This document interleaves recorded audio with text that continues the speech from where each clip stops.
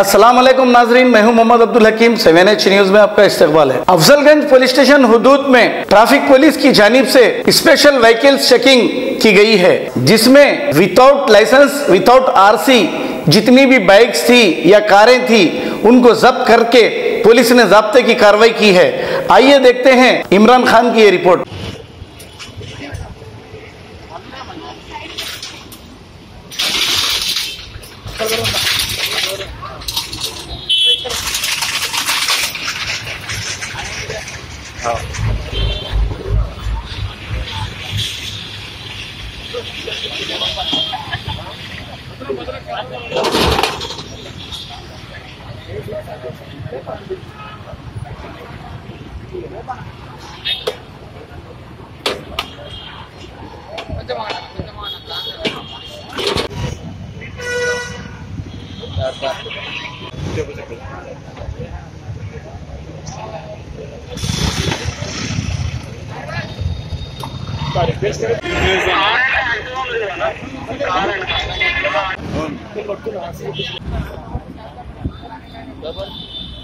Phone में तो बात करो, मेरे से तो बात करो, पहले वो बात करके बात करो।